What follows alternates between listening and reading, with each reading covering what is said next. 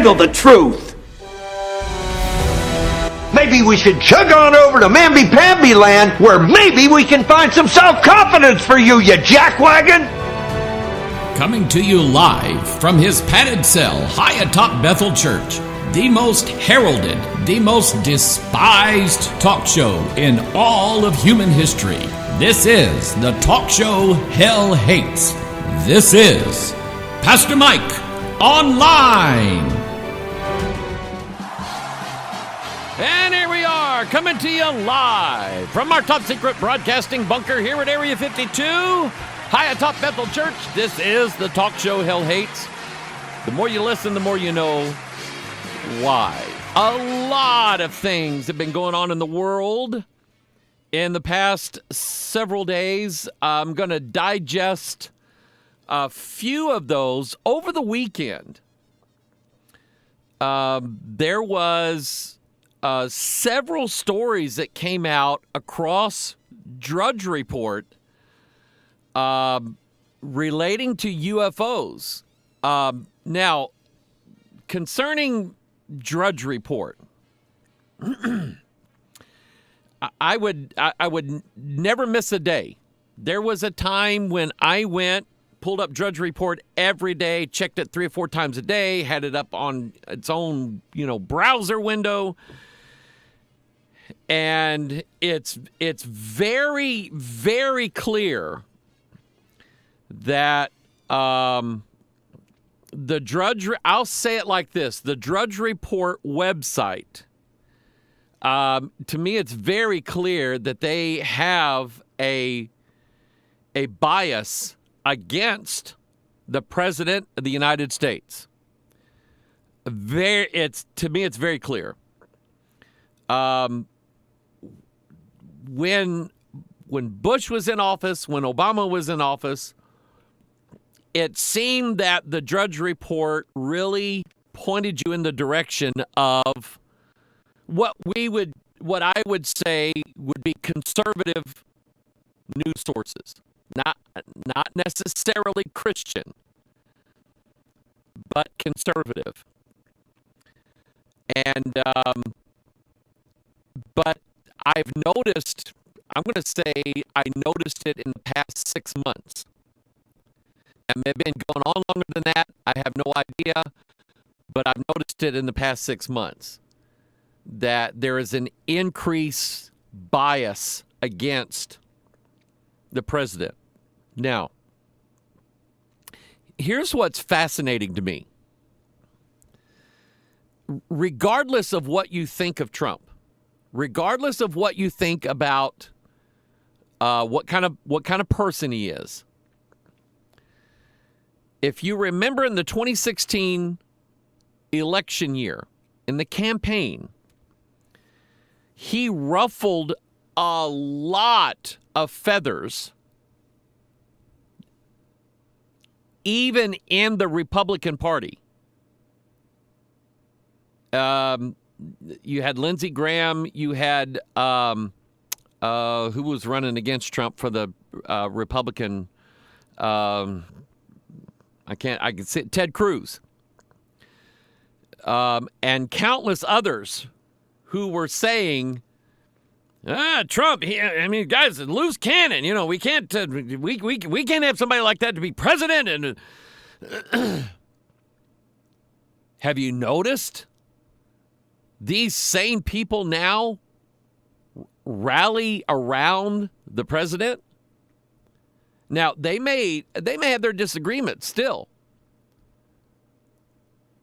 But when faced with a common, very dangerous enemy, that's what happens. And the extreme liberal Democratic Socialist Party, because that's what it is, has basically galvanized and polarized the entire nation with their extremities. And it's like a contest on who can be more liberal than the other. And because they lost the election, okay, 2016, Hillary lost the election.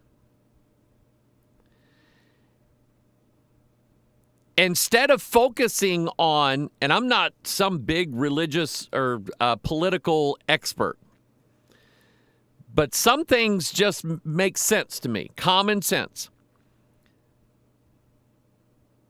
They lost the election that they were never supposed to lose.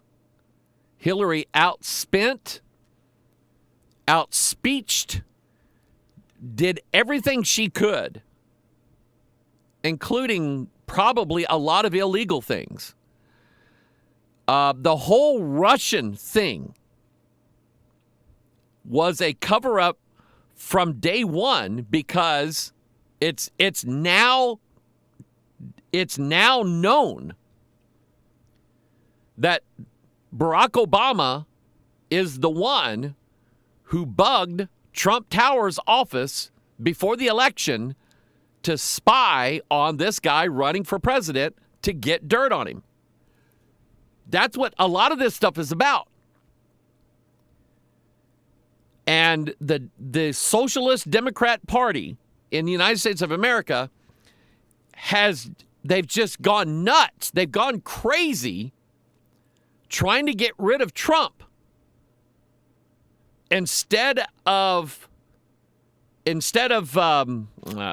trying to re-image themselves, spending all these resources trying to re-image themselves so they can get reelected or get back in power in 2020 this year. All they've done is what Obama did with gun sales. You remember during the 8 years that Obama was in office? Barack Obama sold more guns in this country than anybody ever did ever before. All Obama had to go out and say, we need gun control, we need gun control. And guns started flying off the shelves. I mean, you can't find guns anymore because people are buying them all up. And that was Obama that did that. Now you have Pelosi and Obama still working behind the scenes. You have Hillary still working behind the scenes. She's going to get back in with who Trump calls Mini Mike. And I'm not going to spend this whole thing talking about politics today, but I'm making a point. The Socialist Democrat Party is absolute pure evil. Pure evil. I am not a socialist. I am not a communist. I'm not a communitarian. I'm not anything like that. I know there's ills in capitalism. I know capitalism that doesn't have some restrictions is not the best thing in the world because some people will just take advantage of people. Okay, I get that. The love of money is the root of all evil. But I do not want socialism in my country anywhere. And I'll tell you why. Socialism will restrict the preaching of the gospel. You need to understand that. Because socialism and communism basically says that everybody has to be equal. Everybody has to be equal. Everybody has to be the same. No one person can be above anybody else. No one person can make more money than anybody else. And certainly, no one can claim to be more moral than somebody else. And in every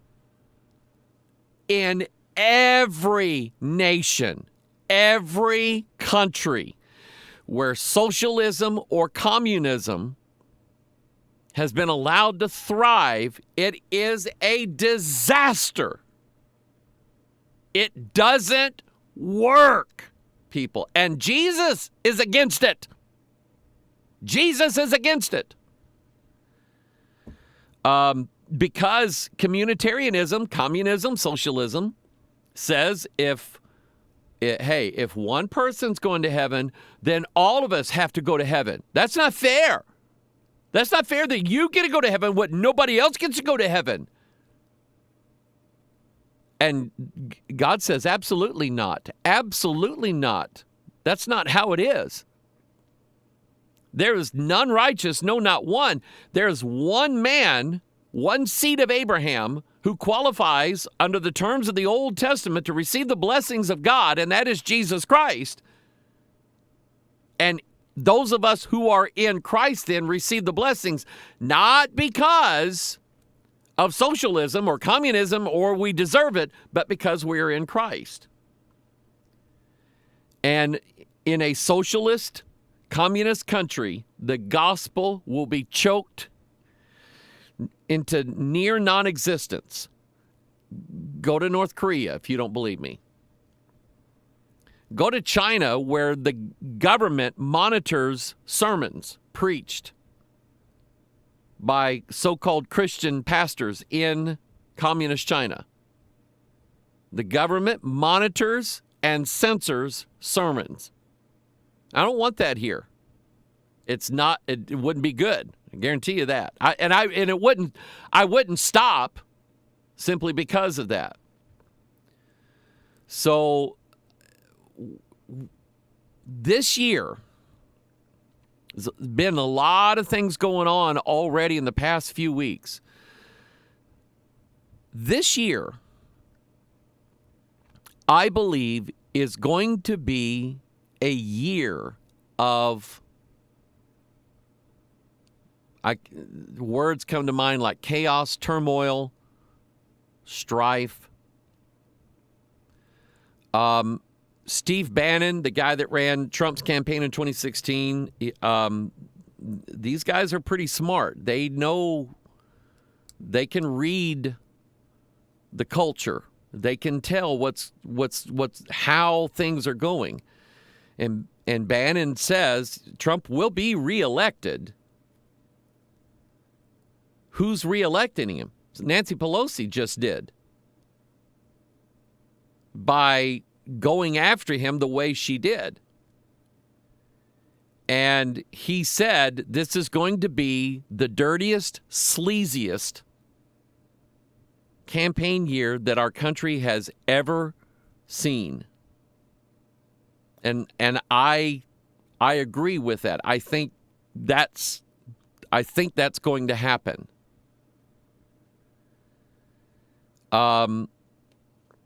Over the last week or so, I've been doing some research into Jeffrey Epstein. Remember the guy that was killed 33 days after he was formally charged with his crimes? 33 days, okay? I started looking into him a little bit and things that he was involved in. And listening to some people who sort of, kind of know a little bit about what's going on. And I want you to understand how this world works now. Because and all of this is biblical. But understand how the world works. Very evil people are working alongside of what we know from the scriptures, principalities and powers and the rulers of the darkness of this world. And there's some very dark, evil places, evil people, evil things in this world. Rulers of the darkness in this world and spiritual wickedness in high places. These are what we're wrestling against. And there are people who are linked in with these evil spirits that do very, very evil, wicked things. Extremely wicked. There was a TV show that came on in the 70s. It didn't last very long. It was called A Year at the Top. And maybe one season, maybe, if that. And it was about a young guy that he wanted to be a rock and roll star, or he just wanted a career in music. And he signed a deal with the devil. And it was a comedy show. And the devil promised him, hey, I'll give you fame and fortune and glory for a year. But after that, I want your soul. Well, anybody who believes the Bible knows that's ridiculous. But we know, we have statements from people who are in the rock and roll music industry who say, are you kidding me? When I get on stage, I mean, there's just something comes over me and takes over. I have no idea what I'm going to do or say. So we know that happens. Does it happen in politics as well? Absolutely it does. And I am firmly convinced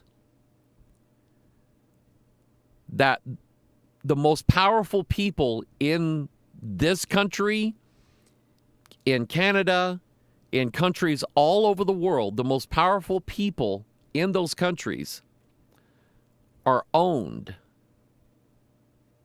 They're owned. They get invited. Here's how it works. You get invited to Hugh Hefner's house. Or you get invited to some high society party. And there at that party, you are allowed to take advantage of all of the alcohol you want, all of the drugs you want, and all the fornication you want of any kind that you want, and any age that you want. Those are given to you freely. And nature being what it is, these people jump right into that. But from that point forward, what they didn't realize was there were cameras everywhere. And now these people are owned. And they're told, now you're going to run for office, you're going to do this, we'll make you a millionaire, you'll have a life of luxury and ease, but you're going to do what we tell you to do. Now, it sounds conspiratorial, but I'm telling you, that is exactly how things operate in this world. And it's turning into a scary place to be. I'd much rather be in heaven where it's safe, but I'm not there yet. So we have to contend with a lot of very evil things in this world.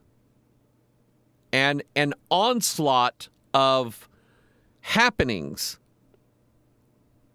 that are not accidental or incidental. They are purposeful. Done on purpose, done for a reason. Just in the last few days, I mentioned articles about UFOs.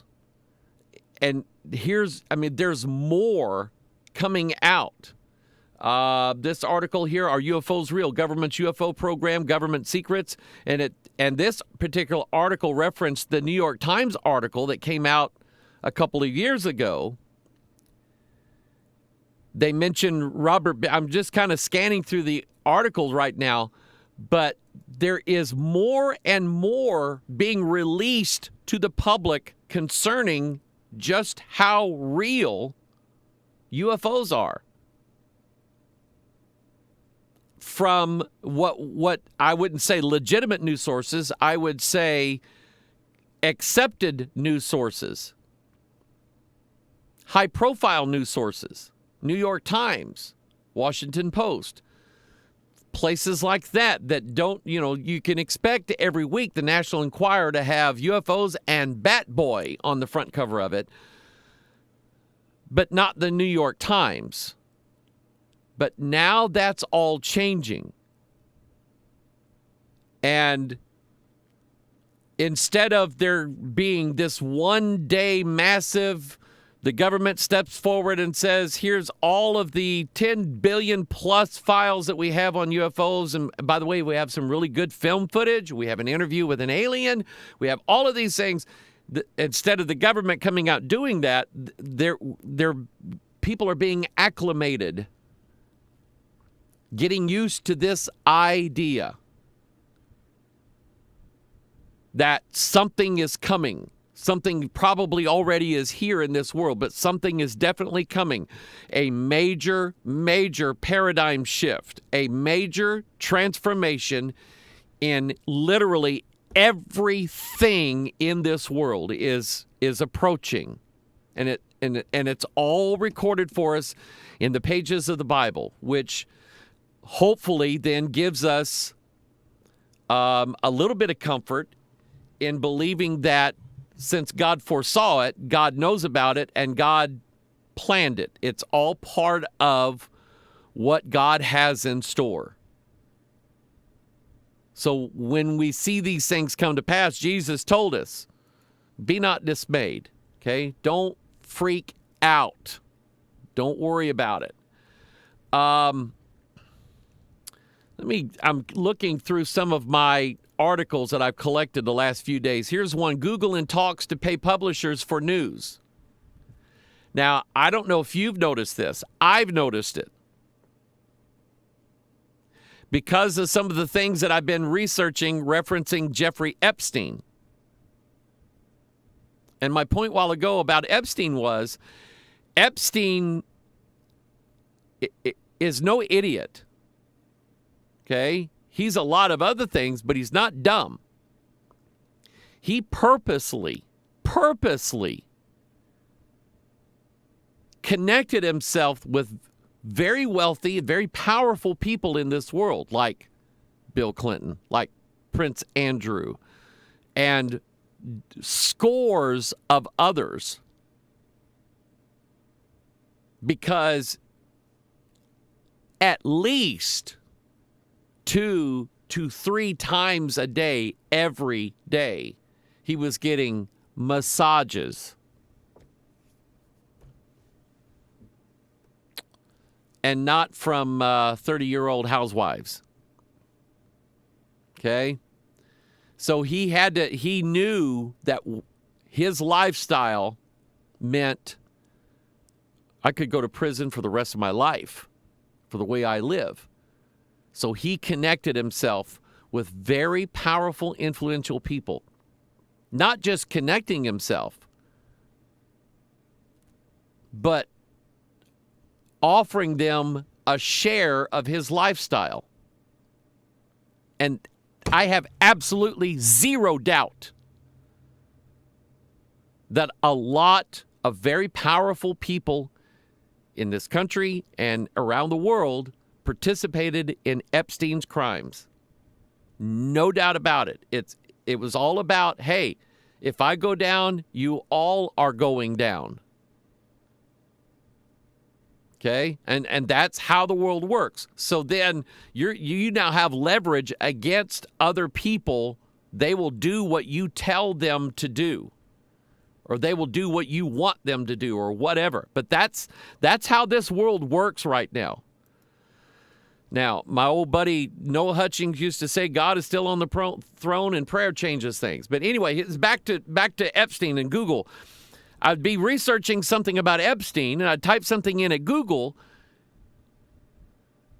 only to find a Snopes article at the top of the list. Now, Snopes.com is one of these internet rumor debunking websites. Snopes is the truth detector. It's the internet's lie detector. If you hear something and you're not sure if it's true, why, go to Snopes. Snopes will tell you the truth. I don't trust Snopes. Not at all.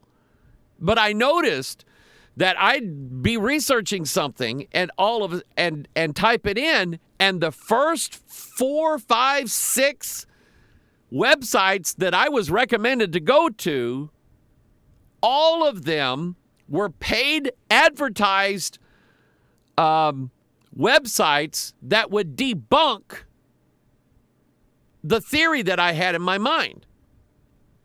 It's about shaping what people think using a search engine. Controlling how people think. Controlling their access to truth. Okay? I mean, if you were to take a course on Military Coup 101, one of the principles you would learn is control the media. Control what people think by controlling the propaganda. So here we have this article. Google is in talks to pay publishers for their news. Their search giant is in talks with some publishers about paying a fee for content that would be part of a news product. So, what does that mean? What it means is that all of the news outlets are going to be working for guess who? Google. Google's got the money. My old boss, the guy when I first got married, started working for him. He said, "Mike, do you understand the golden rule?" I said, "Well, I think I do." He said, "He who has the gold rules." Meaning, Mike, it's my company, I'm the boss, and it's my money. If I send you to go do a job, go do the job. I'll pay you, but it's my company, my job. I'm the boss. I went, oh, okay. Well, see, that puts Google in charge now of the news. And if it doesn't meet Google standards, they won't pay for it. Who is it? Mike Bloomberg is projected to spend probably $2 billion campaigning for president this year. Man, would I love to own a TV station or two to get a piece of that change. Let's see here. Biden, we know he's crooked. Here's an article from The Atlantic. Why witchcraft is on the rise. Americans' interest in spellcasting tends to wax as instability rises and trust in establishment ideas plummets. Well, I've been saying that for years. Let's see here. Casting spells and assembling altars have become quite lucrative. You can attend a fall equinox ritual organized by Airbnb. Sign up for subscription witch boxes offering the equivalent of Blue Apron for magic making, and buy aura cleanses on Etsy.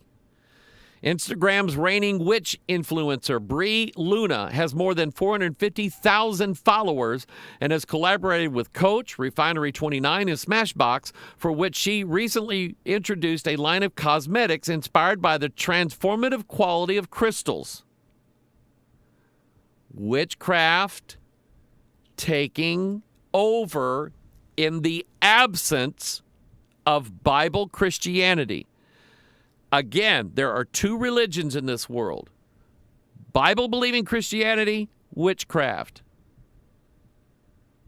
Every other religion requires ritual, requires the pronunciation of words correctly, or the sequence of those words correctly, facing in the correct directions, or waving your hands in this manner here, or what it requires that, and that's all witchcraft.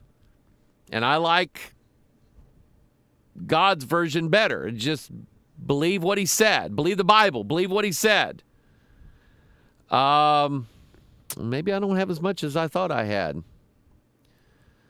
Let's see here. Man, here we go. Boy Scouts' future uncertain after bankruptcy filing. What's wrong? What's going on with the Boy Scouts?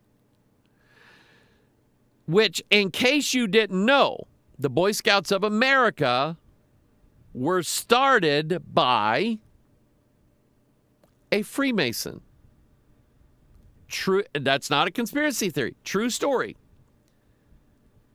And the Boy Scouts give this sign here, the 3. That's a very, very sacred number in Masonry. The third degree, the 3 degrees of the Blue Lodge, are represented by those 3 fingers. And I can't remember but Boy Scouts have levels. You climb up the ladder. But, if you've been hearing about Boy Scouts and what's been going on, let me pull that back up again. In this Wednesday, February 12, 2020 photo, a statue stands outside the Boy Scouts of America headquarters in Irving, Texas. The Boy Scouts of America has filed for bankruptcy protection as it faces a barrage of new, guess what? Sex abuse lawsuits. The filing Tuesday, February 18th, Wilmington, Delaware, is an attempt to work out a potentially mammoth compensation plan for abuse victims that will allow the 110-year-old organization to carry on.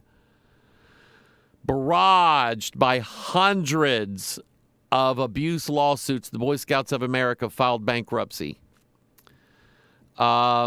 Scores of lawyers are seeking settlements on behalf of several thousand men who say they were molested as scouts by scoutmasters or other leaders decades ago, but are only now eligible to sue because of recent changes in their state's statute of limitation laws. By going to bankruptcy court, the scouts can put those lawsuits on hold. And so it had been going on for years. But now you have the Boy Scouts and the Girl Scouts allowing admitted, let's say you got a Boy Scouts of America allowing admitted homosexual men to be scout leaders, to go on camps with your sons. There's a family I know. They had a daughter in Girl Scouts selling Girl Scout cookies every year. I asked them, you guys got cookies this year? We pulled out. Why? Because a little boy showed up to their Girl Scout troop claiming he was a girl. So we pulled out. Done with it. So I guess now there's going to be less lawsuits now? Now that we have they removed the restrictions of admitted homosexuals, Girl Scouts and Boy Scouts, removed the restrictions. So now we have these people who are Scout Masters, Girl and Boy Scouts, plus transgendered children coming in. And they want the Boy Scouts want your sons to go camping with them. Alone. In a tent. By themselves. At night. No way. No how. Come out from among them and be ye separate, saith the Lord. Oh, and touch not the unclean thing. And liberals push this stuff. They push this agenda. They force this on everybody. Do this and like it. Do it and smile. Do it, and if you say anything, then you're a homophobic, you're xenophobic, you're phobophobic, you're everything. You're an evil person. They call good evil and evil good, just like the Bible says. Here's another one. Pastor Cooley sent me this. Russia's biohackers push boundaries. A growing number of Russians are interested in biohacking, a global movement whose followers seek to upgrade their bodies with experimental technology and do-it-yourself health fixes. A growing number of Russians are interested in biohacking. Let's see here.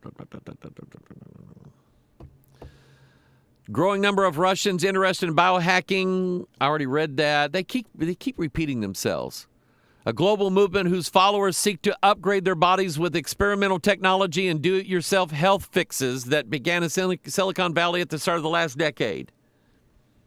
For some, the lifestyle trend involves implanting technology under their skin. For others, mainly wealthy Russians, the quest is to live longer, which they hope to do through intensive monitoring of their bodies, taking vast quantities of supplements, or extreme exercise.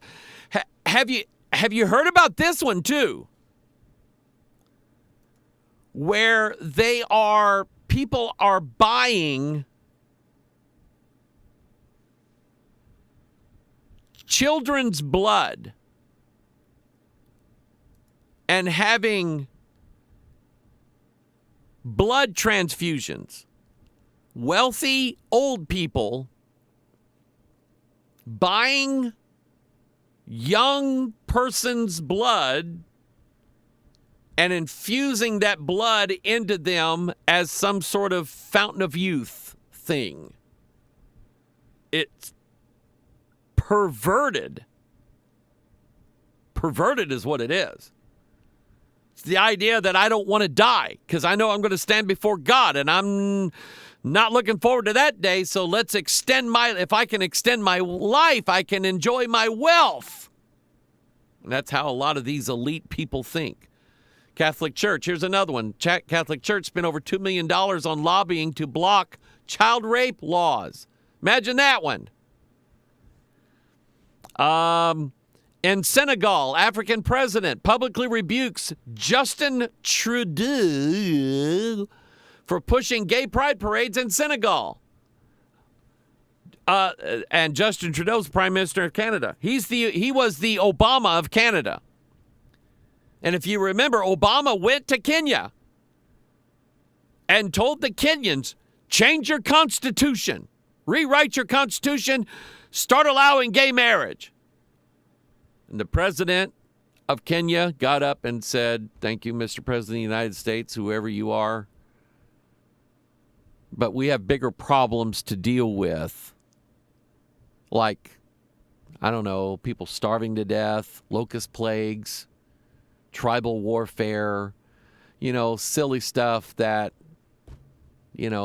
first world people don't ever understand. We're in a battle for our survival. And you want us to spend all of our time and effort and resources and waste and risk making God mad by allowing gay marriage? Go back to America and take your money with you. And that was a woo, amen to that. And then next to that one, an article came out today, number of mainline Protestant pastors supporting same-sex marriage on the rise. A majority of Protestant pastors in the United States still disapprove of same-sex relationships, but the overall approval has grown largely due to mainline pastors. Mainline denominations are like United Church of Christ, United Methodist, the Presbyterian Church, the Evangelical Lutheran Church, the ritual churches where you attend a service, remember a catechism, sign a thing, and you're going to heaven type stuff.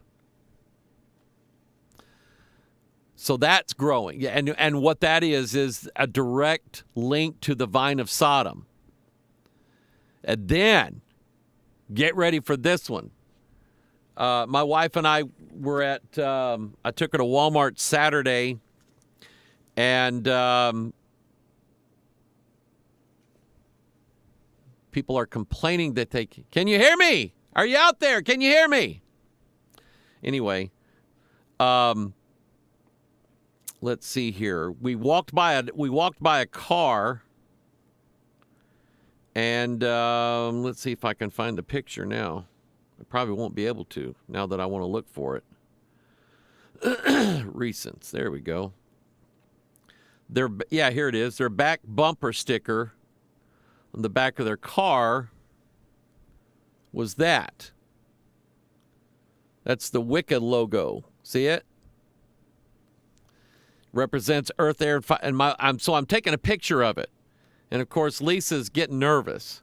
So what if they walked out and saw you taking a picture of their car? then I would talk to them and I would ask them, do you know what that really means? What that really means is, I will ascend into heaven. I will exalt my throne above the stars of God. I will sit also upon the mount of the congregation in the sides of the north. I will ascend above the heights of the clouds. I will be like the Most High. I mean, I would try to witness to said Wiccan, whoever owned that vehicle. But I didn't know that, well, I did.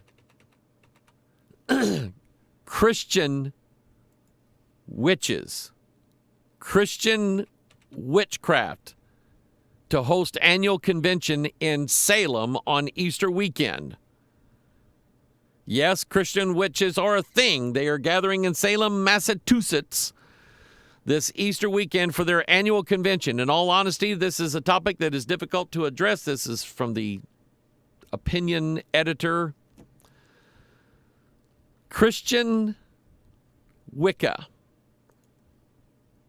Sounds like the people who say that the witch of Endor really did bring Samuel up from the dead. It really was Samuel. No, it wasn't.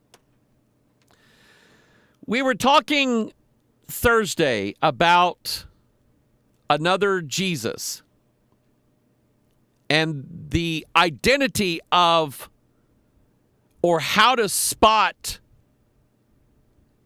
the difference between the real one and the fake one.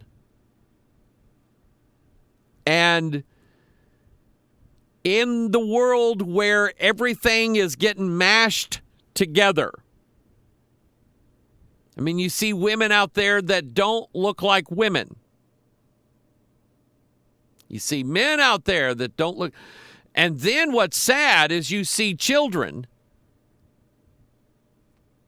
who have been conditioned and brainwashed by transgenderism so much that you cannot identify what gender they are. And so and that's the point of it. It's like asking, is the light on or is the light off? Well, we can't tell. What do you mean you can't tell? That's the world that we're getting into. Is a world that cannot tell the difference. Why did God not want the Levite priests drinking strong drink? Why did he not want them to drink alcohol? Because he said, when you go in to do your service, you won't know the difference. You won't be able to put difference between clean and unclean, between holy and defiled, between pure and spotted. You won't be able to tell the difference. And what you'll do is you'll allow an unclean, unfit sacrifice and think that you're doing me a service. So God forbid the Levites from drinking alcohol, because he said you will not be able to know the difference. And I'm trying to think what one of my friends sent me a text message. He had this idea, and I like it. It's from the Song of Solomon, I think chapter 5. Where there was, in fact, let me turn there. Let's see here. Song of Solomon, that's a SOS. Where she's describing her beloved, if I can find it. Yeah, here we go. Song of Solomon 5:10. My beloved is white and ruddy, the chiefest among 10,000s. His head is the most fine gold. His locks are bushy and He had watched the Watchmen video that's out this week about the Nordic blonde-haired, blue-eyed aliens. And he said, look at what the bridegroom looks like in Song of Solomon. He's white, hair like gold. And then you think about all of these pictures or all these paintings that people have painted of Jesus throughout the years. This fair-haired, sort of Aryan type person that probably is not the real Jesus. In fact, we know it's not, because Isaiah 53 tells us that he had no form or comeliness. There was nothing about him that we would say, boy, that is one good-looking guy there. Okay? There was nothing about him that was like that. So his idea was, what's to say that when the fake Jesus shows up, he's going to look like every painting that everybody's ever painted of who they think Jesus is going to look like? And I'm going, it's not a bad idea. The truth is, most people won't know the difference. They will be deceived. And Paul called it in 2 Corinthians 11 when he said, "For if he that cometh preacheth another Jesus, whom we have not preached, ye might well bear well with him." And he said, be careful of Satan's subtlety. Subtlety is releasing a little bit more information on UFOs as time goes on, to where people become acclimated. They become used to it.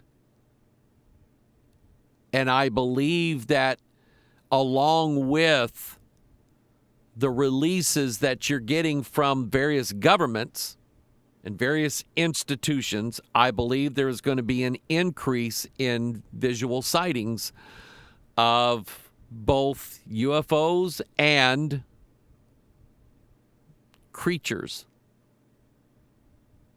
Mysterious humanoid creatures. You're going to see an increase in that, not a decrease.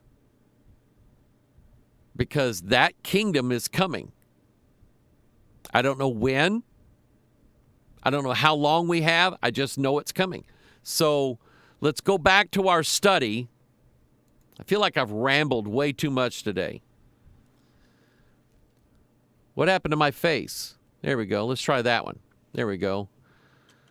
Let's take this idea. We looked at the symbolism of the sons of Belial on Thursday.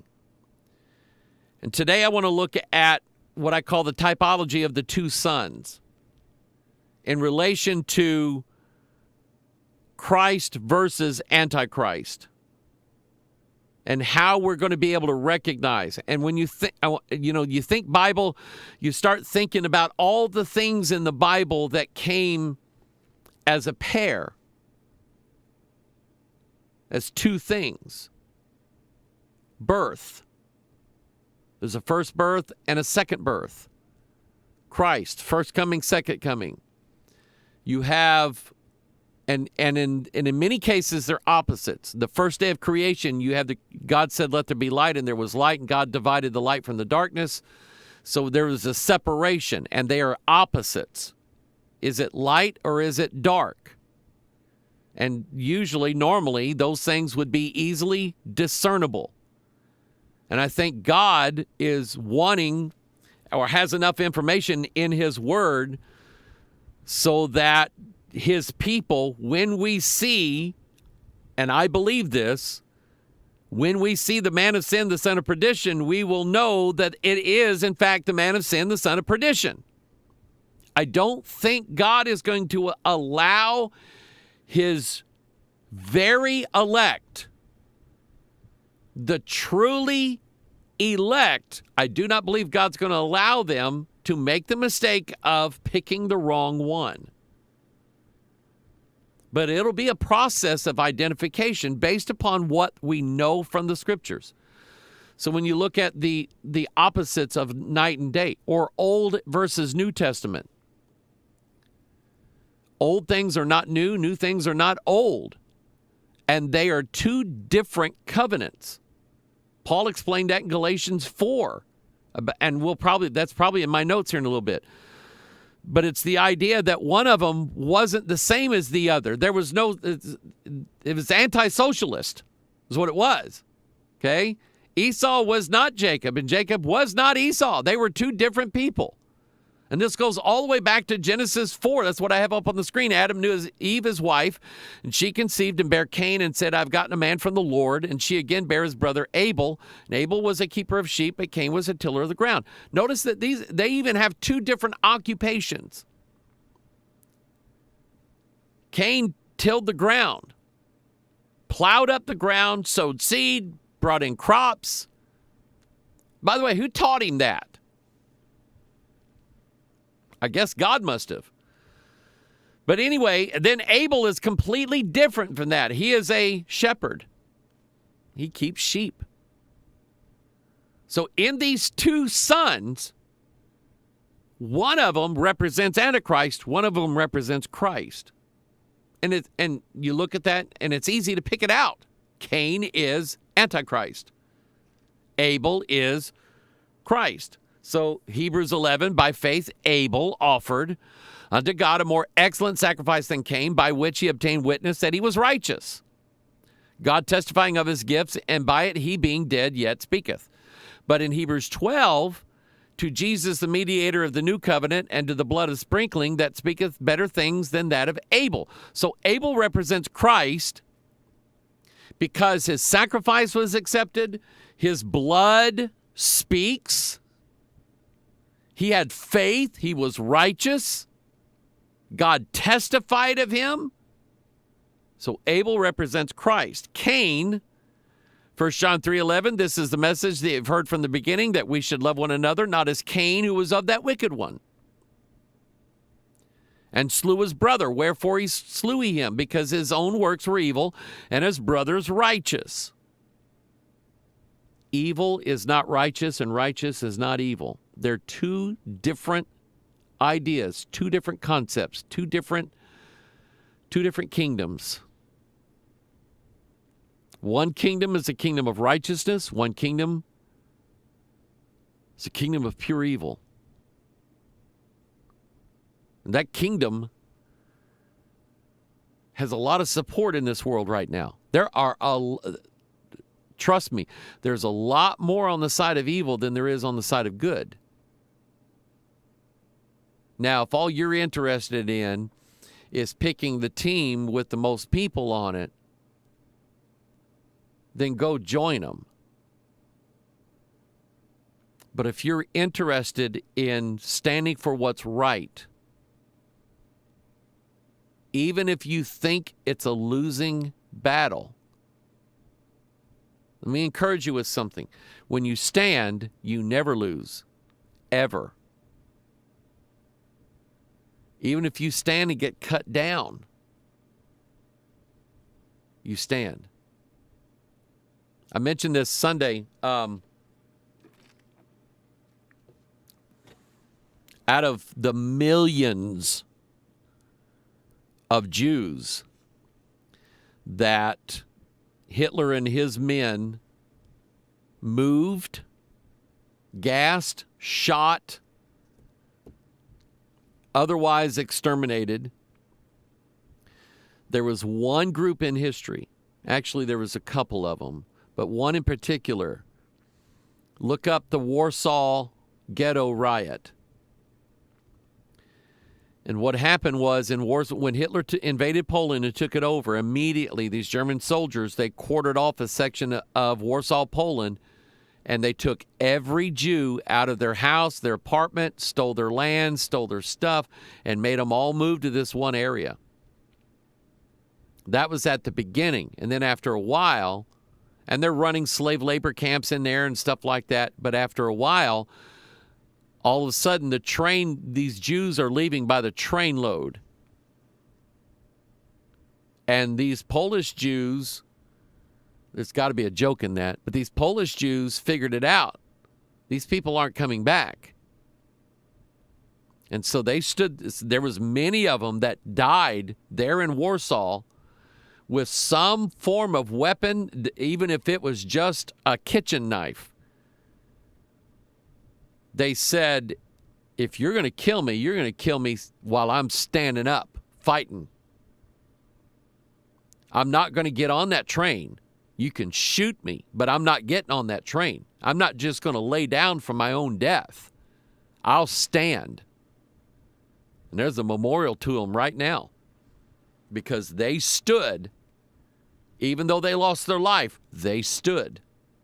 And people, that's what this is what winning is in Christianity. In Bible Christianity, winning is I stood. Stand fast, therefore, in the liberty wherewith Christ has made us free, and be not entangled again with the yoke of bondage. Never again. Never again. I'm taking my stand. May not make me popular. It may make enemies. People will leave. But we got to stand. Okay? All right, back to Cain and Abel. Not as Cain, who was of that wicked one and slew his brother, and wherefore slew he him? Because his own works were evil and his brother's righteous. Two opposites, and that's the war that's going on right now. In the book of Jude, but these speak evil of those things which they know not, but what they know naturally as brute beasts, in whose things they corrupt themselves. Woe unto them, for they have gone in the way of Cain. See it? Notice that. Notice this, that it associates Cain with the word beasts. And isn't that interesting?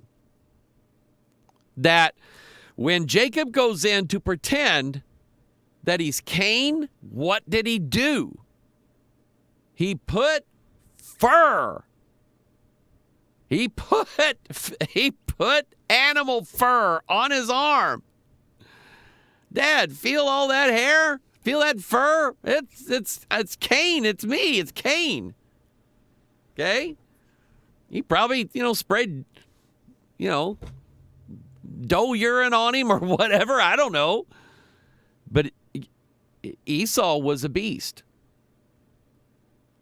He was loaded with hair. There's a condition called hypertrichosis. And people literally, it looks like fur. They grow fur. It's a skin condition. Maybe Esau had that. I don't know.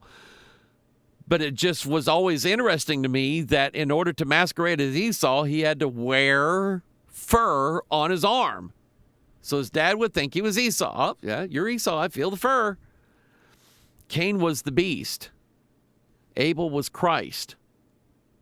And that's the typology of the two sons that you have. And when you stood them together, well, the difference between them was like night and day. You would ask yourselves, you guys aren't brothers. Yeah, we're brothers. We're twin brothers. No, I'm not believing that. Because they looked and they acted differently. Okay? So, here's another one. Isaac and Ishmael. Galatians 4, tell me that ye desire to be under the law. Do you not hear the law? For it is written that Abraham had two sons. There it is again. The one by a bondmaid, the other by a free woman. But he who was of the bondwoman was born after the flesh, meaning Ishmael, who was the son of Hagar. And Hagar, I know this predates our way of thinking, but she was a servant, a slave. Now, I don't think Abraham whipped her. I don't think she walked around in iron chains. Abraham probably took very good care of her, but she was Sarah's handmaiden to help get Sarah things and do things for Sarah and whatever. And she was an Egyptian. Egypt is always a type of, my goodness, the world, the fourth kingdom, ruled over by Pharaoh with the little serpent coming out of his head. Okay, that's what you think of when you think of Egypt. The opposite, Egypt being the opposite of Israel. But as Paul is relating this story, he's equating Hagar and Ishmael to earthly Jerusalem. So he says, the one by a bondmaid, the other by a free woman. But he who was of the bondwoman was born after the flesh, but he of the free woman was by promise, which things are an allegory. For these are the two covenants, the one from the Mount Sinai, which gendereth to bondage, which is Agar. For this Agar is Mount Sinai in Arabia, and answereth to Jerusalem, which now is, and is in bondage with her children. That's why you ought to pray for Israel. Pray for the Jews. There's a guy that used to go to this church. He doesn't like me anymore because I am firm on my belief that God is going to resurrect people from each tribe of the family of Israel. God is not done with them. The covenant has been breached, but Christ is the repairer of the breach. And the veil of Moses is going to be lifted. They are going to know who their Messiah is. I absolutely believe that. But right now, they're in bondage. And when you look at it, the Jews, this is one of my big things against Hebrew roots. You don't need it. In fact, it's probably dangerous if you start looking into it. Because these people are very subtle and they're very slick. And they speak out of two sides of their mouth. They say on this side, yes, we're saved by grace. And on this side, through law keeping. For by grace are you saved through faith, law keeping. Jim Staley always had to redefine what the word faith meant. He said in the Hebraic, the Greco-Romanized concept of faith was mental assent. But in the Hebraic concept, it was believe and do. You know what he just did? He just contradicted everything in the Bible that you see about what faith is. Because he just said the Hebraic idea of faith is do what God said, do the law, keep the law. It goes back to law keeping. And so are the Jews the Gentiles? No. Are the Gentiles the Jews? No. Can you be saved of a combination of the new covenant and the old covenant? Absolutely not. Doesn't work that way. And so I want you to think about this. The law represented by 10 commandments. Now, think Bible on this one. Take your Bible, turn to Revelation. You know what? I'll put it up on the screen.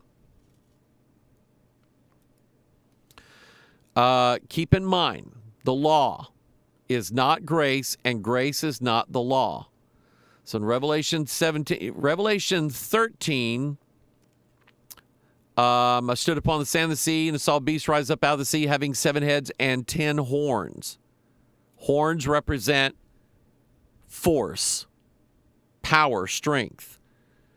2 buck deer, when they're in rut, they fight with their horns. Rams, he-goats, they fight with their horns. Horns are their power, represents their authority, okay? So in Revelation 17, the angel's going to tell us the mystery of those 10 horns. He says down here in we're picking up verse 11 here. The beast that was and is not, even he is the 8th and is of the 7th and goeth into perdition. And the 10 horns which thou sawest are 10 kings, and so think about it. The law, the old covenant, the 10 commandments. Why are there 10 kings? Because there are 10 commandments. And the the penalty for breaking those commandments means that God puts you under cruel authority. So I want you to think of these 10 kings as being God's judgment against people who refused God's word or God's laws, God's statutes, God's judgments. like the ACLU telling, what was that judge down in Alabama, that he couldn't have a copy of the Ten Commandments hanging in his courtroom, even though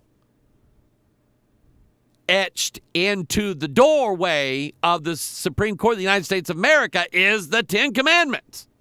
Anyway, so think of these 10 kings now representing the law. And look at what it says.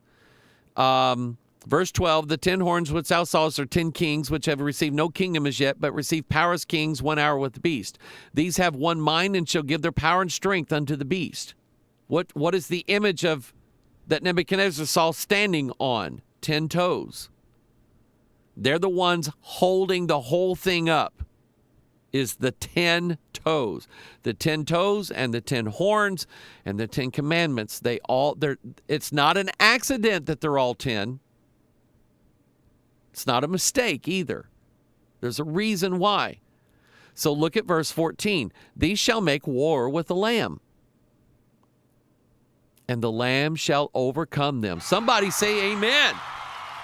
Christ at Calvary overcame the curse of the law that was against us when he nailed them to his cross. Somebody say amen.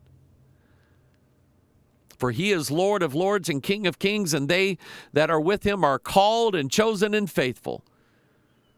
So the 10 horns, the 10 kings, the 10 commandments, they represent bondage. Christ, he doesn't have 10 horns, does he? How many does he have? 7. This portion of the Pastor Mike Online live broadcast is brought to you by the number 7, because it represents the 7 spirits of God prevailing over. It's like Joshua and Caleb prevailing over the 10 spies who told the Israelites, you can't go in there, you'll die. Preserve your life, stay out of heaven. Sound familiar? Don't go into the promised land, preserve your life. You'll get killed if you go up there. No, you won't. So anyway, the 2 sons, Ishmael representing the 10 kings, the 10 commandments, the law, while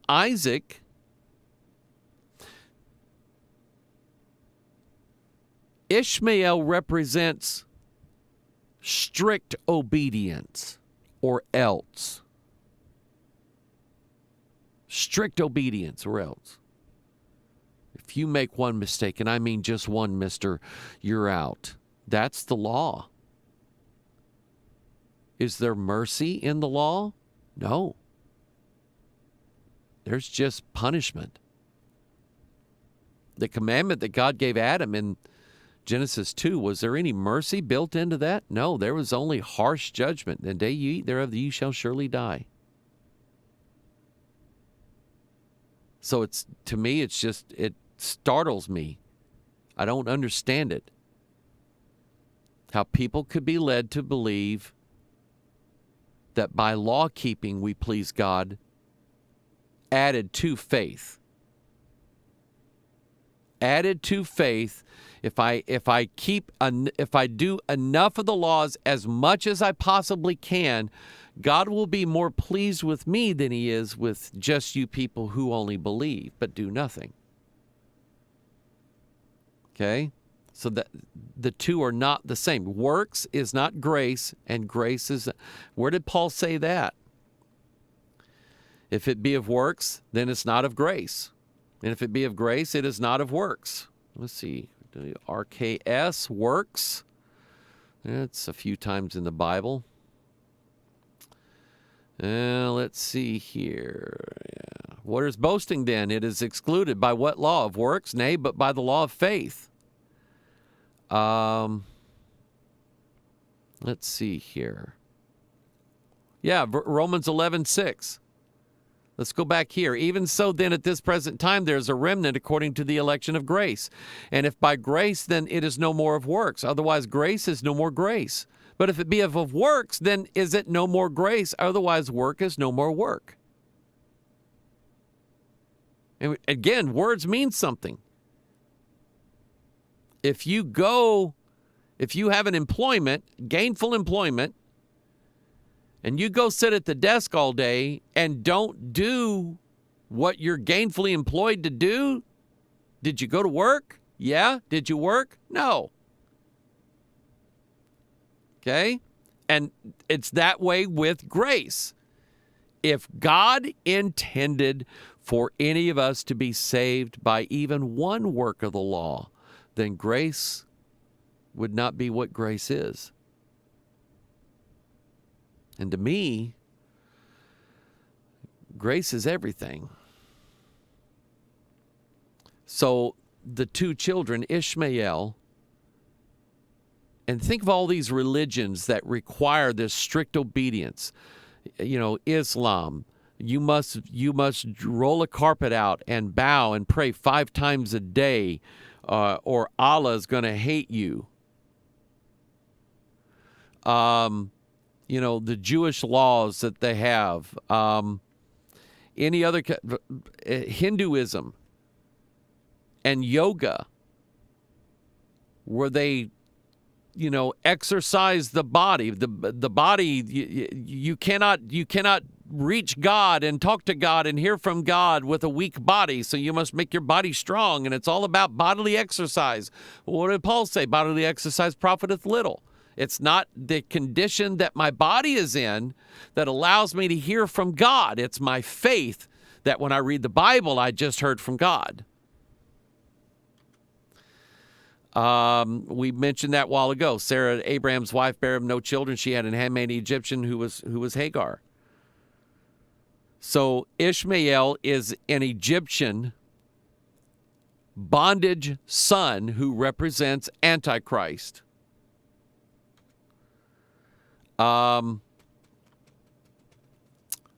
Let's see here. 7 generations, third. Oh, okay.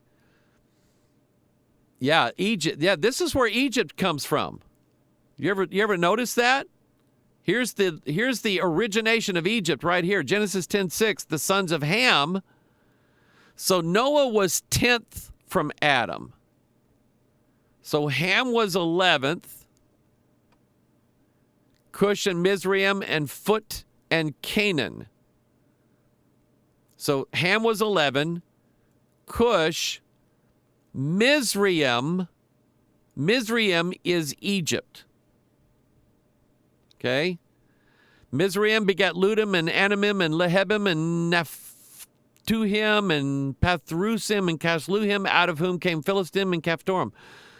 But the number 13 in the lineage from Adam is Mizraim, and Mizraim is Egypt. And that, by the way, there's another 13 in Ishmael's life. Ishmael was circumcised 13 years when he was 13 years old. That's how old he was when Isaac was born. Isaac was circumcised on the 8th day. Or maybe I'm getting that mixed up. But anyway, you get the idea. Ishmael was 13 years old when he was circumcised.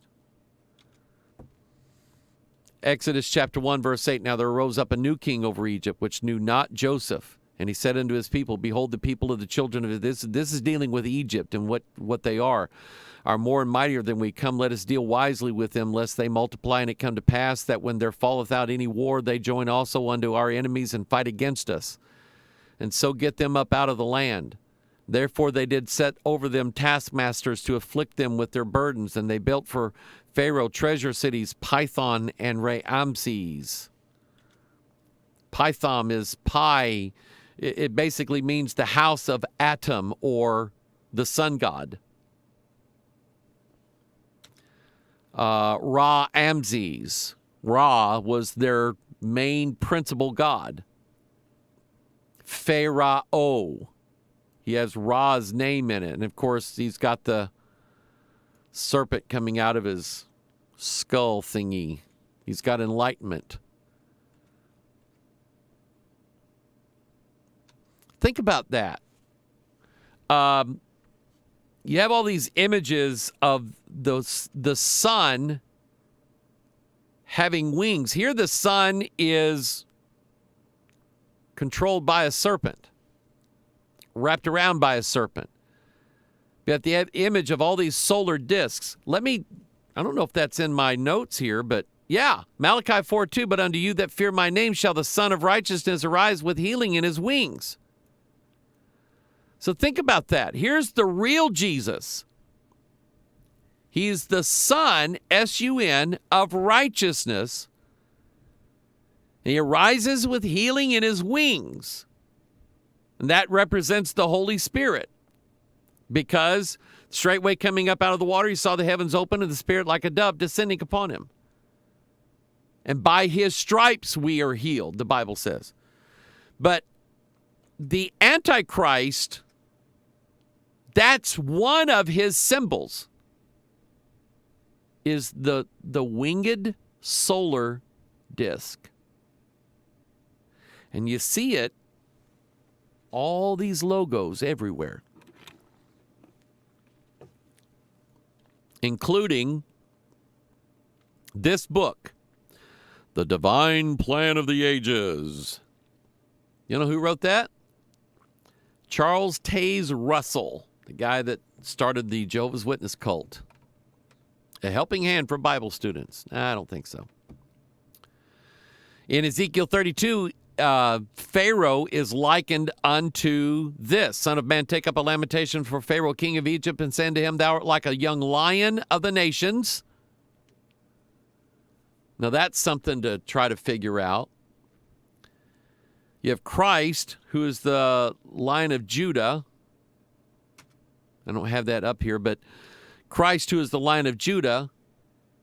And you have Pharaoh, who is like a young lion of the nations. Or you have Satan as a roaring lion, seeking whom he may devour. So you have two lions.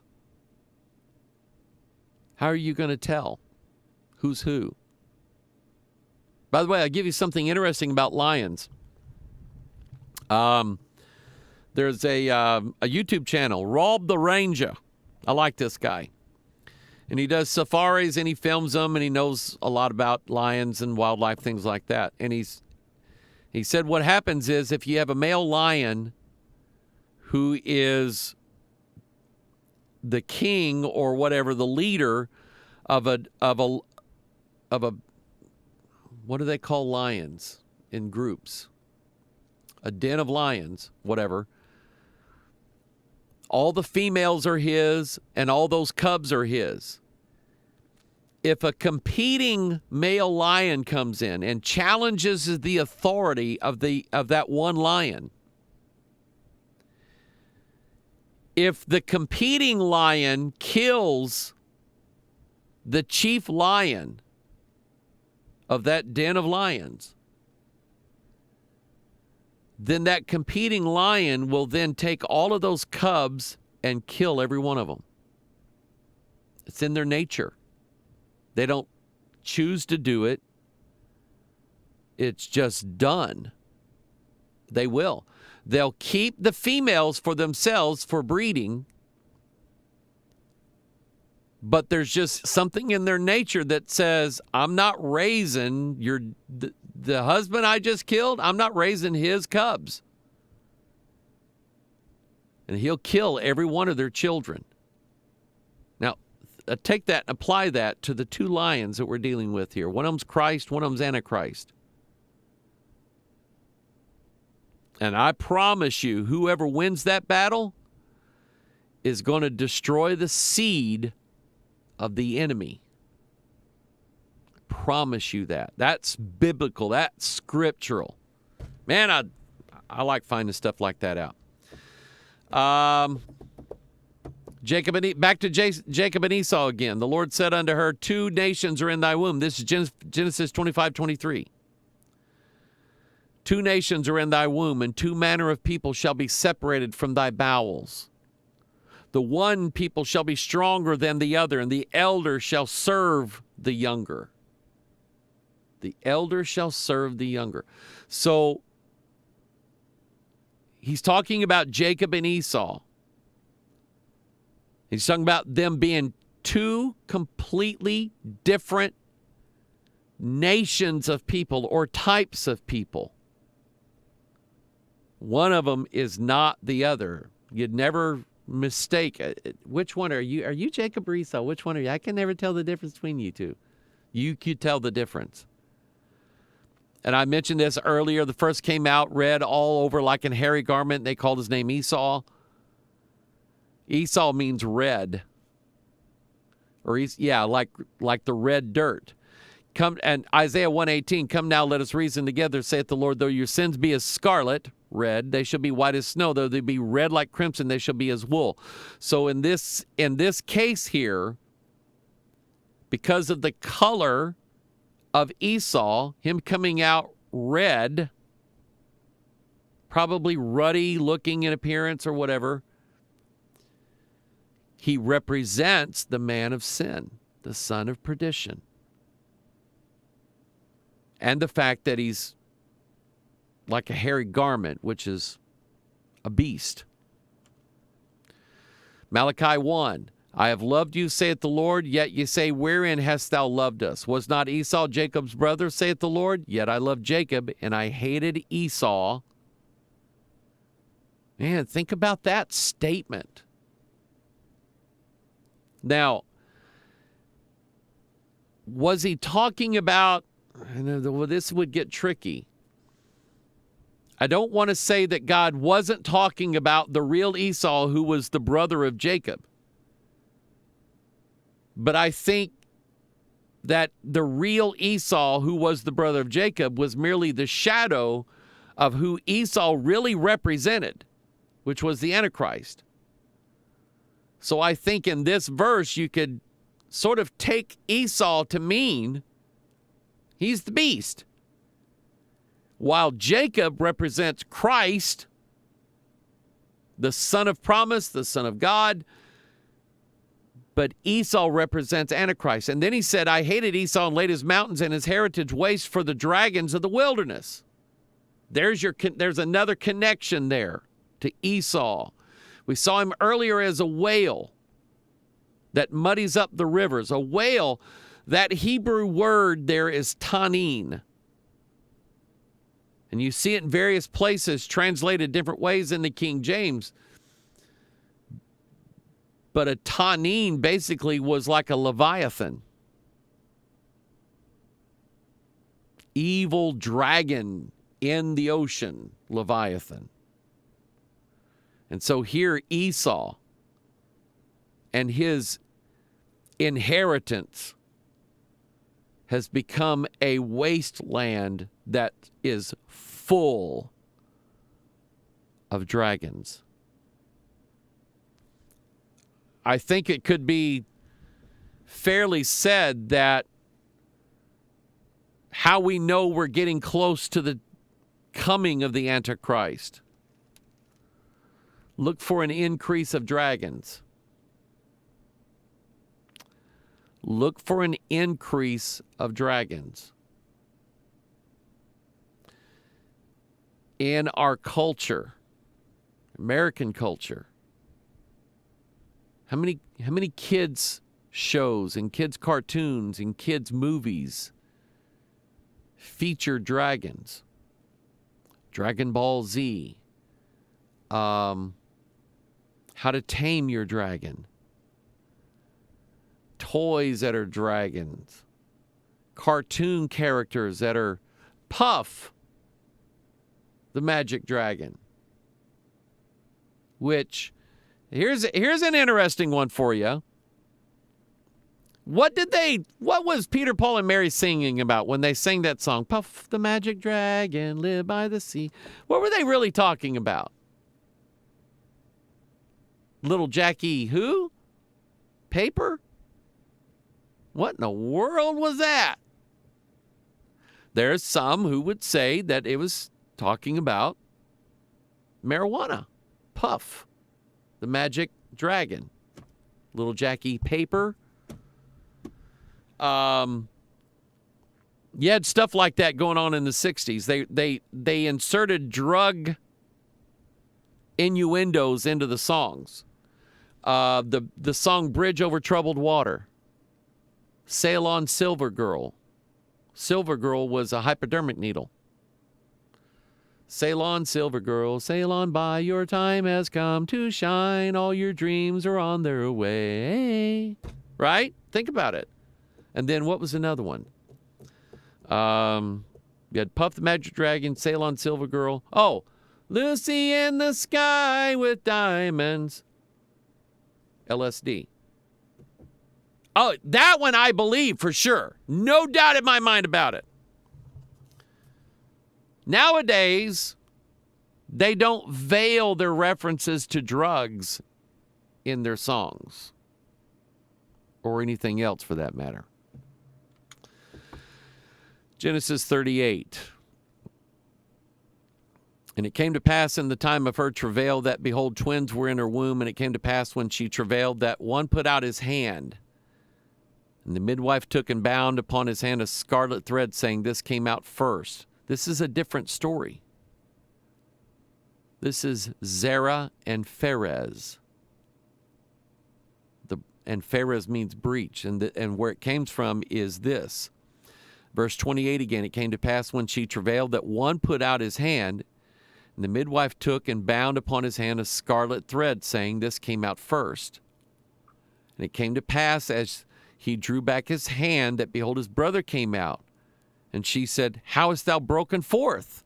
This breach be upon thee. Therefore his name was called Pharez. And afterward came out his brother, that he had the scarlet thread upon his hand, and his name was called Zerah. So, in this case, you make the call. Who gets the inheritance here? The one that his whole body came out, or the one who actually broke open the matrix, which would have been Zerah? Okay? Now, another aspect, and I think I mentioned this last week, about the Antichrist. Christ virgin born. Antichrist, not virgin born. How did Zerah and Pharez end up being conceived? It goes back to the story of Judah.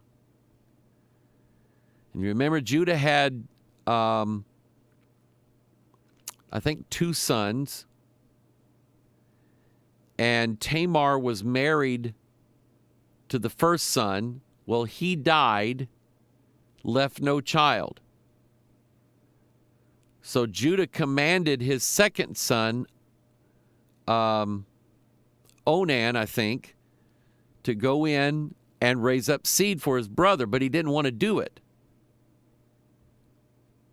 So God killed him. So now here's Tamar going, oh, great. Now I'll never have any children from Judah. And Judah's like, don't worry, I'll have another son one of these days. You can have him. Well, she's what? What do you want me to wait 20 years or what? So Tamar went out and dressed up like a harlot. And she caught Judah and said, come into me.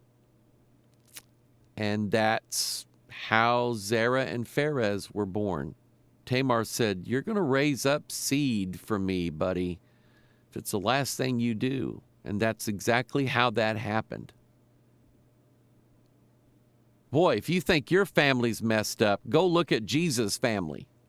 That's messed up. That's like talk show stuff. Okay? Jerry Springer show stuff. Tamar, here's Tamar, and we're going to find the identity of her, who's the father of her children. Well, it ends up being Judah. Tamar, thy daughter-in-law, hath played the harlot. Genesis 38:24. Okay? So, representing the Antichrist, not born of a virgin, born of whoredoms, a child of whoredoms. Mystery, Babylon the Great, the mother of harlots and abominations of the earth. Daniel 8:23, and in the latter time of their kingdom, when the transgressors are come to the full. I don't know exactly when or what that's going to be. But everything in this world has a tipping point. A point at which, well, it says their transgressions are come to the full. So every glass, every bottle, every can, every bowl has a limit as to how much it can contain. And if you exceed that limit, well, then you're in bad shape. And that's what's going on here. The transgressors are coming to the full. So 2 Thessalonians 2, let no man deceive you by any means, for that day should not come except there come a falling away first, and the man of sin be revealed, the son of perdition. The AntiChrist is the man of sin, and he is the one. He represents all of the cumulative sins of all of mankind to the full. Think of, I brought this up before too recently, where Jesus said the kingdom of heaven. Yeah, Matthew 13:33. That's interesting. That's very interesting. 13 and 33. The house of the Temple Lodge in Washington, D.C. is built with two distinct components on it. The bottom part is a Greek, sort of a square temple, and it has 33 pillars on it. But on top of that is a step pyramid with 13 rows on it. 33 and 13 equals what? Bum, bum, bum. Okay? So in Matthew 13:33, another parable spoke he unto them, the kingdom of heaven is likened unto leaven. Leaven's mentioned 23 times in the Bible, and 23 is a number for death. But anything related to leaven, leaven is what corrupts grape juice, turns it into wine. Leaven is what corrupts corn mash or whatever you're going to make your liquor out of. That you have to add leaven. Leaven's in beer. Leaven is in bread, which is why when the bread gets old and moldy, it smells like beer to me. Why is this? I remember as a kid, Mom, why does this bread smell like Dad spilled his 905 beer on it? Okay. So anyway, but the kingdom of heaven is like unto a leaven, which a woman took and hid in 3 measures of meal till the whole was leavened. The 3 are lust of the flesh, lust of the eyes, pride of life. So we're living in a world where there is more sin taking place. A lot more sin taking place. And I want to encourage everybody listening to me, stay out of it as much as you possibly can. Stay out of it. Number one, we are very rapidly turning into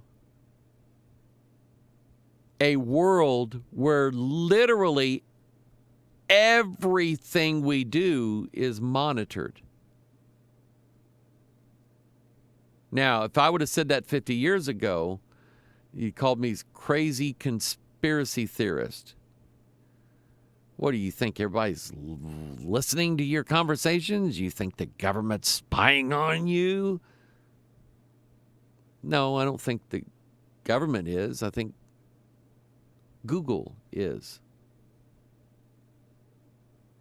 And they were talking, I was listening to something yesterday. They were talking about, I know what it was. Ben Goertzel, the guy who worked for Hanson Robotics, who invented Sophia. You remember Sophia the robot that the Saudi Arabia announced would be a citizen of Saudi Arabia, this artificial intelligence robot? Well, he made this big adult Sophia, but I think there's an idea now to make smaller versions of Sophia. A small artificial intelligence baby doll for girls to play with or girls to be friends with. Does that freak you out? Because we're talking about your children or your grandchildren, every conversation that they have, everything that happens in their life, everything about them would be tracked and recorded by the artificial intelligence system behind that particular Sophia doll. So if a child, lives in a home where their parents discipline them and the child gets a spanking, well, AI knows the child got a spanking. And what would be done to those parents once AI found out about it? I mean, this is not crazy talk anymore, is it? So when I tell you there's a lot of sin in the world, stay away from it. I think it would probably surprise us if we actually knew the amount of data that is known of each one of us on a computer system somewhere. I think it'd freak us out. I mean, already, I've been freaked out by Google. I'd be sitting thinking of something, get ready to type it in, and Google pretty much filled out the entire thing that I had in my head, and may have even already prepared a search page for it. This is the world we live in. We're going to get more monitoring, not less. More. Literally every detail of our life is going to be jotted down somewhere on a database somewhere. And again, I'm not worried about some Edward Snowden finding out. I'm worried about the God that we're building that will actually know what to do with that information on everybody. It's a lot of sin in this world. Stay out of it. As much as you possibly can, stay out of it, people. But getting back to this parable, the kingdom of heaven is like unto leaven, which a woman took and hid in 3 measures of meal till the whole was leavened. Okay, the lust of the flesh, the lust of the eyes, pride of life, that's the 3 measures, that's the leaven and the 3 measures of meal. And the leaven represents sin, it represents false doctrine, but you don't just mix it in there and then stick it right in the oven. Well, I would, but you don't supposed to do that. You're supposed to wait. And anybody that's ever baked bread, you get a sense of how long to wait. You can almost set a timer to it. Okay? That's going to be 8 minutes. 8 minutes done. You know that it's not going to rise any more than that. And this is what we're doing, and this is what's happening in this world right now. The man of sin is on his way. And as people increase their sins, and the amount of sins, the types of sins, as men's minds become more and more dark, Antichrist's coming is faster and faster and faster. Let's see here.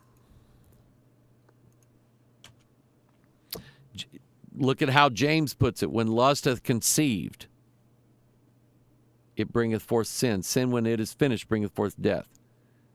You know, there's pregnant women and very pregnant women, right?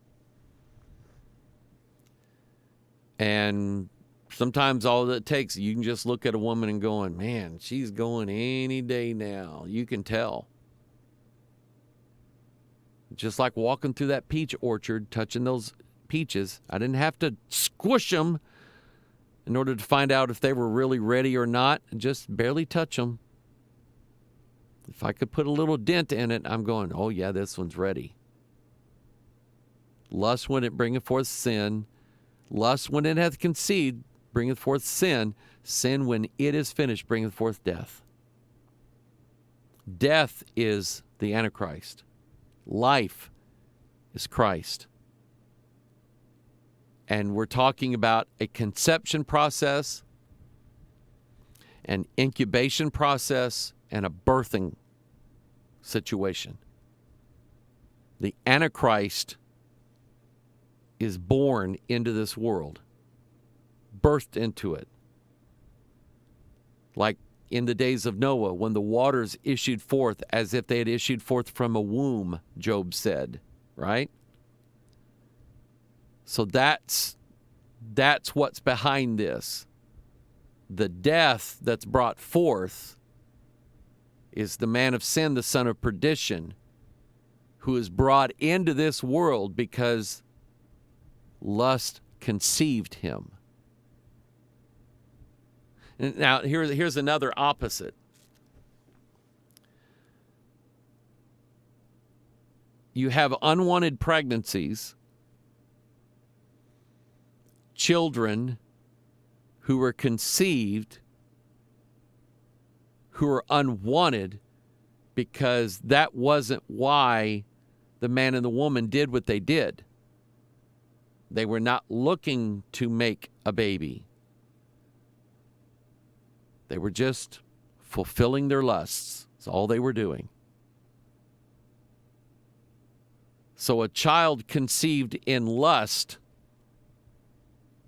made to be taken and destroyed. A child conceived in love,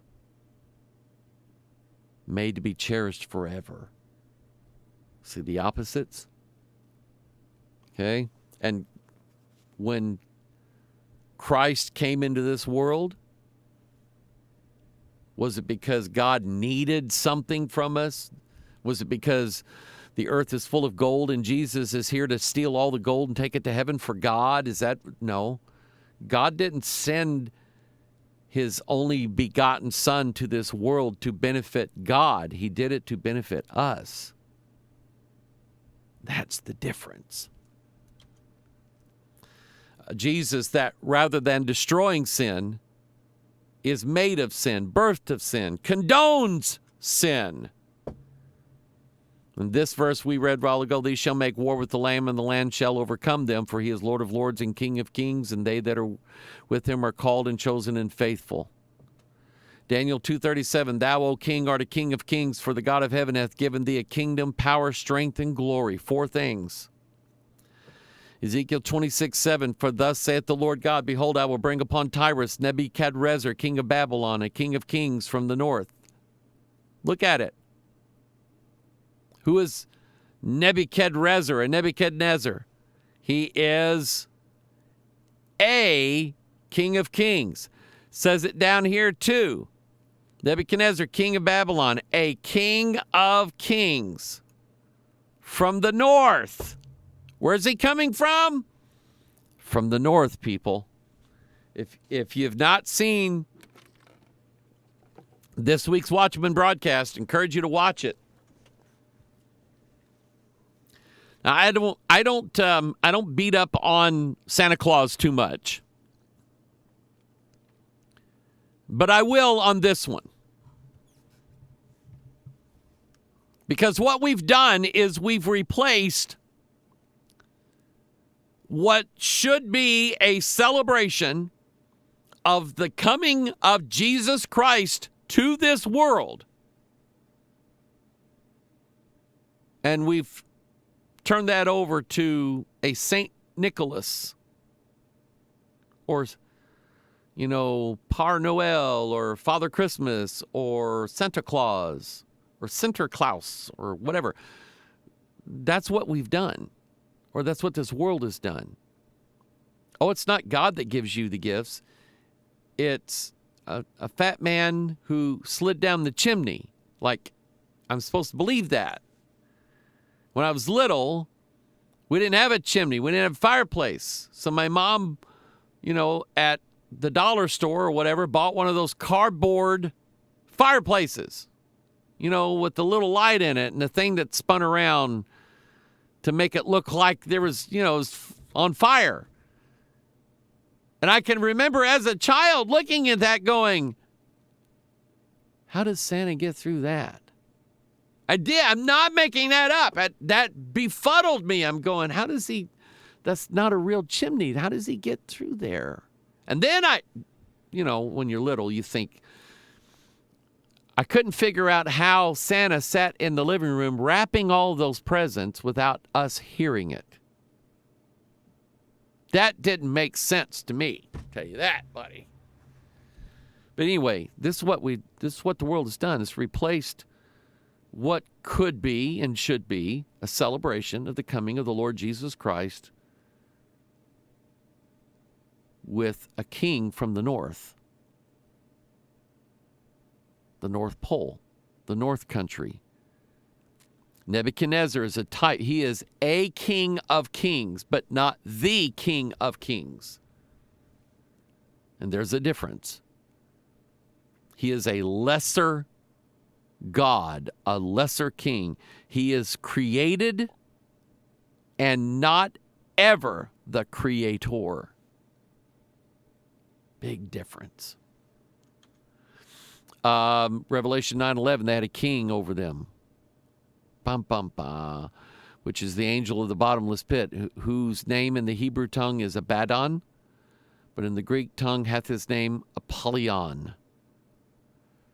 Greek and Hebrew together, you have 22 letters in the Hebrew alphabet, 24 in the Greek alphabet, that's 46. But then Abaddon and Apollyon, they both mean what? They mean destroyer. So the Antichrist is a destroying king. He's death, right? Lust when it conceived, bringeth forth sin. Sin when it is finished, bringeth forth death. And this is who he is. He brings death and destruction everywhere he goes. He's a builder of cities. Genesis 10. Cush. Think about, let me put that on the screen. Builder of cities. Do you get that? John 14. Let not your heart be troubled. You believe in God, believe also in me. In my Father's house are many mansions. If it were not so, I would have told you. I go to prepare a place for you. And if I go and prepare a place for you, I will come again and receive you unto myself, that where I am, there you may be also. There are just some days I just would rather go to heaven. Wouldn't you? Okay, so Jesus builds a city called Jerusalem above. He's preparing the place for us right now. So his opposite in the Bible in this is Nimrod. Remember the numbers. Noah was 11. So Ham was 12. No. Noah was 10. Ham was 11. There, I got it right. Cush was 12. Nimrod is 13 from Adam. Cush begat Nimrod. He began to be a mighty one in the earth. He was a mighty hunter before the Lord. And some people say, various things about that verse, but the best that I can sort of view it as saying he was a mighty hunter that put himself and his hunting prowess before the Lord. He wasn't hunting for Jesus, okay? He wasn't out there with a bow and whatever, a spear, bringing honor and glory. I've heard these people, I believe just as good a Christian sitting on a deer stand or in my boat drinking my beer as I can in any church. I've heard that several times. But he was a mighty hunter before the Lord. In other words, his arrogance rose up against God. Wherefore it is said, even as Nimrod, the mighty hunter before the Lord. The beginning of his kingdom was Babel and Erech and Akkad and Calneh in the land of Shinar. Shinar is Sumer or Sumeria. But notice, Jesus builds a city built for square. Nimrod builds 4 cities. The first one is Babel. And the name Babel literally it's confusion, chaos, disorder. And that's Job 10, describing the land of the shadow of death. It is a place where light is as darkness. A place, let me get to it here. Before I go whence, I shall not return even to the land of darkness and the shadow of death, a land of darkness as darkness itself and the shadow of death, without any order, where the light is as darkness.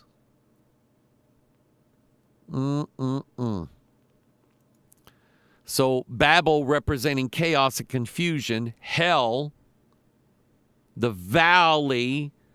In typology language, valleys represent hell. Mountains represent heaven. You get it? So, yea, though I walk through the valley of the shadow of death. So in the valley of the shadow of death, which represents hell, light is as darkness. It's messed up. And it's a place where there's no order. No order. There's only panic, extreme depression. Since my wife found out she had cancer, there's been days I've battled depression and, in some cases, anxiety. And, I went through that initially as she's, having her surgeries and everything like that. But as she got better, I got better, and I thought everything would be okay. But it has returned. And really, that I can think of, no real reason.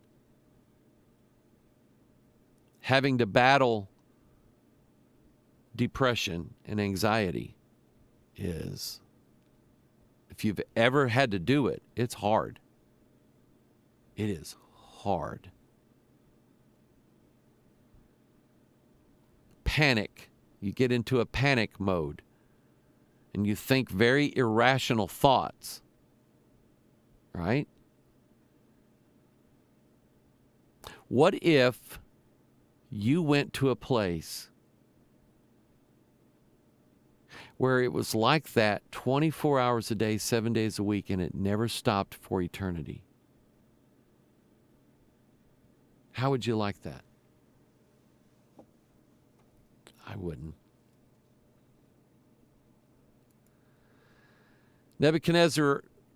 Nimrod builds the city of confusion, the city of panic, city of darkness,